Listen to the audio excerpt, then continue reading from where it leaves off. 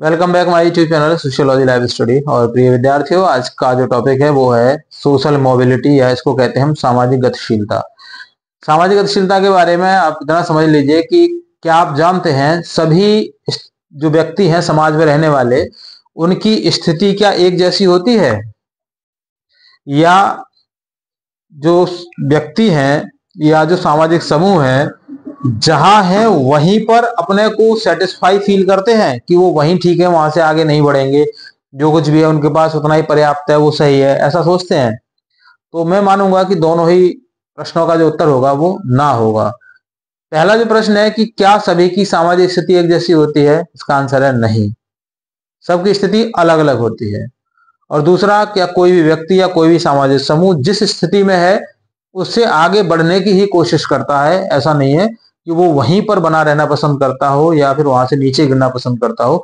वो अलग बात है कि आगे न बढ़ने के कारण हम पीछे रह जाते हैं, पीछे छूट जाते हैं, बहुत पीछे चले जाते हैं, वो डिफरेंट मैटर है।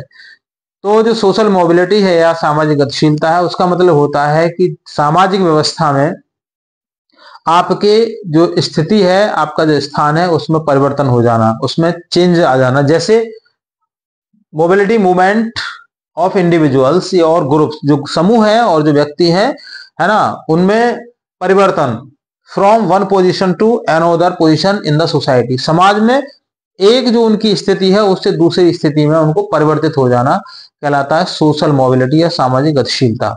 साधारण तौर पर हम बात करते हैं तो दो तरह की मोबिलिटी की बात करते हैं, अपवर्ड मोबिलिटी और डाउनवर्ड मोबिलिटी। अपवर्ड मोबिलिटी का मतलब होता है कि जब किसी भी एक किसान का बेटा, एक फार्मर का जो बेटा है ना, फार्मर सन, वो क्या है, वो एक डॉक्टर बन जाता है।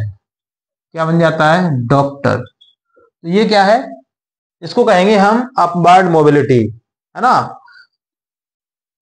दूसरा डाउनवर्ड मोबिलिटी, इसमें जब एक डॉक्टर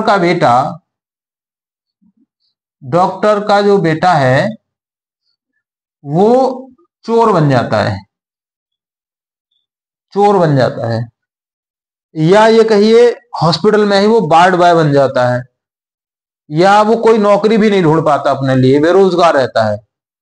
तो समाज में आपकी स्थिति जब ऊर्ध्वाकर ऊपर की तरफ बढ़ती है तो वो अपवर्ड जो मोबिलिटी है उस बोलते हैं, और जब नीचे गिरती है तो उसको डाउनवर्ड मोबिलिटी कहते हैं।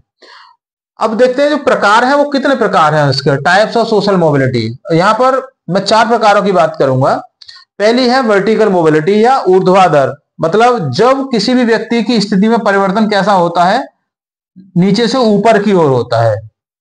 जैसा मैंने जस्ट एक एग्जांपल आपको बताया कि जब एक किसान का बेटा डॉक्टर बन जाता है, किसान का बेटा एक आईएएस अफसर बन जाता है, किसान का बेटा एक पीसीएस अधिकारी बन जाता है, इस तरीके की जब परिवर्तन आता है उस परिवार में, उस व्यक्ति में, उसके साथ जुड़े हुए लोगों में, तो इसको हम बोलते हैं पहला नंबर वर्टिकल मोबिलिटी या ऊर्ध्वाधर गतिशीलता। The second is horizontal mobility, या इसको बोलते हैं क्षैतिज गतिशीलता। इट मींस ये इस तरह से होती है कि व्यक्ति यहां था और यहां पर आ गया, ठीक है। मतलब अब क्या है, उसमें आप देखेंगे तो चेंज कुछ नहीं आया है ना, इस लेवल पर चेंज कोई नहीं आया है। जैसे एक एग्जांपल के तौर पर आप इसको और समझ पाएंगे, जैसे एक कोई भी टीचर हैं, उनका एक ट्रांसफर, टीचर का ट्रांसफर एक स्थान से दूसरे स्थान पर हो जाता है, one place to another place. For example, Moradabad में एक टीचर की नियुक्ति, मुरादाबाद का कोई भी एक कॉलोनी, मान लीजिए रामगंगा विहार में है उसकी पोस्टिंग उस स्कूल में, और उनका ट्रांसफर वहां से रामगंगा विहार से और ट्रांसफर हो जाता है न्यू मुरादाबाद में, तो इसको हम कहेंगे हॉरिजेंटल मोबिलिटी या क्षैतिज गतिशीलता। उनके पद में कोई फर्क नहीं पड़ा, केवल स्थान परिवर्तित हुआ, ठीक है। तीसरी आती है जिसको बोलते हैं हम इंटरजेनरेशनल मोबिलिटी या पीढ़ीगत गतिशीलता। पीढ़ीगत गतिशीलता इसको कहते हैं। मतलब ये क्या है, ये पीढ़ी के अंदर होने वाली मोबिलिटी है। एक पीढ़ी में, जैसे एक पीढ़ी है उसमें कोई जो नई पीढ़ी आई, तो पहली पीढ़ी से जो पुरानी पीढ़ी से नई पीढ़ी कुछ अलग होती है, ठीक है, उसमें कुछ पहले से चेंजेस होते हैं। फॉर एग्जाम्पल, पुरानी जो पीढ़ी थी वो पीढ़ी के सारे लोग क्या करते थे, वो खेती करते थे। अब जो नई पीढ़ी आई वो पूरी पीढ़ी कृषि ना करके उन्होंने अपना एक उद्यम लगा लिया, एक अपना बिजनेस खड़ा कर लिया, एक इंडस्ट्री लगा दी। तो इसको हम बोलेंगे इंटरजेनरेशनल मोबिलिटी, यानी पूरी पीढ़ी ने ही अपना जो प्रोफेशनल चेंज कर लिया है। तो इसमें है ना, जो मोबिलिटी होगी वो स्पेशली वर्टिकल मोबिलिटी ही होती है मोस्टली। अगला है इंट्रा जेनरेशनल मोबिलिटी, या इसको कहते हैं व्यक्तिगत गतिशीलता। व्यक्तिगत गतिशीलता का मतलब है जब किसी भी समूह में से कोई एक व्यक्ति मूव करता है, एक व्यक्ति की स्थिति में परिवर्तन होता है, क्षैतिज भी हो सकता है वो, और वो ऊर्ध्वाधर भी हो सकता है, दोनों तरह का वो उसकी परिवर्तन हो सकता है। तो इसको हम कहेंगे इंट्रा जेनरेशनल या व्यक्तिगत गतिशीलता। अब हम देख लेते हैं कि फैक्टर्स अफेक्टिंग सोशल मोबिलिटी, वो फैक्टर्स कौन कौन से हैं, कौन कौन से कारक हैं जो अफेक्ट करते हैं सोशल मोबिलिटी के लिए, या जो प्रभावित करते हैं सामाजिक गतिशीलता के लिए।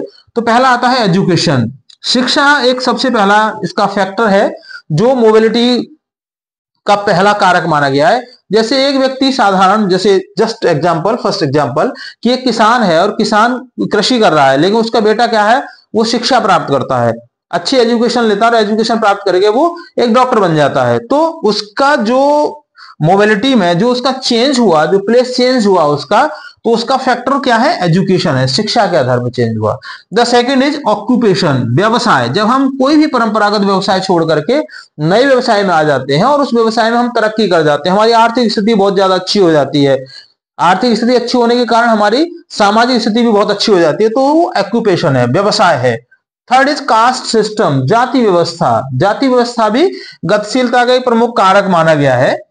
चौथा है अर्बनाइजेशन, जिसको कहते हैं हम नगरीकरण। नगरीकरण का मतलब होता है कि जब कोई भी ग्रामीण एरिया या कोई भी ऐसा रिमोट एरिया, उसका नगरीकरण हो जाता है। नगरीकरण कैसे होता है, नगरीकरण से पहले क्या होता है, इंडस्ट्रियलाइजेशन होता है। किसी भी रिमोट एरिया में कोई इंडस्ट्री लग जाती है, जब इंडस्ट्री लगती है तो वहां पर जो लोग हैं अपना परंपरागत काम को छोड़ करके मोस्टली इंडस्ट्री में वो अपनी सहभागिता देने लग जाते हैं। इसके साथ ही वहां की जो एरिया है वो पूरी, जो रिमोट एरिया है, जो रूरल एरिया है, वो रूरल एरिया कन्वर्ट हो जाती है अर्बन एरिया में, यानी नगर में कन्वर्ट हो जाती है, नगर की सारी सुविधाएं वहां पर मिलनी शुरू हो जाती हैं। तो इसकी वजह से वहां के जो लोगों की जो स्थिति है वो अपलिफ्ट होनी शुरू हो जाती है ना। शिक्षा उनको अच्छी मिल रही है वहां पे, स्वास्थ्य की जो सेवाएं वो अच्छी मिल रही है उनके लिए, रोजगार भी वहीं पर उनके लिए उपलब्ध है। तो ये उसका एक प्रमुख फैक्टर माना गया है अर्बनाइजेशन। लेकिन before urbanization the main factor is industrialization, औद्योगिकरण। सो लास्ट इज लेजिस्लेशन, विधायीकरण या विधायी का आप इसको कह सकते हैं। इट मीन्स कि कुछ लोगों की स्थिति को अपलिफ्ट करने के लिए सरकार भी कुछ इस तरह के कानून बनाते हैं। जैसे आप देखेंगे सामाजिक व्यवस्था में कई सारी जाति व्यवस्था में ऐसी जातियां हैं जिनको सामाजिक दृष्टि से बहुत पीछे पिछड़ा माना जाता था। सरकार ने उनको रिजर्वेशन देके, उनको आरक्षण देके समाज की मूल धारा में लाने का प्रयास किया, उनके लिए निःशुल्क शिक्षा की व्यवस्था की, उनके लिए रोजगार में रिजर्वेशन दिया कि इतनी सीटें आपके लिए सुरक्षित रहेंगी। तो क्या हुआ, वहां से निकल करके वो अच्छी शिक्षा प्राप्त की, अच्छी शिक्षा प्राप्त करके उन्होंने एक अच्छे रोजगार प्राप्त किए, अच्छी नौकरियां उनको मिली और उनकी समाज में जो पोजीशन थी वो अपलिफ्ट हुई, अर्थात जिसको हम बोलते हैं अपवार्ड मोबिलिटी। तो I think complete this topic here today. और अगर कोई क्वेरी है तो आप मुझे कमेंट बॉक्स में लिख के जरूर बताइएगा। चैनल बनाइए, सब्सक्राइब कीजिए, वीडियो पसंद आए लाइक शेयर कीजिएगा। चैनल पर जुड़ने के लिए थैंक यू। मिलेंगे अगली क्लास में, तब तक के लिए जय हिंद।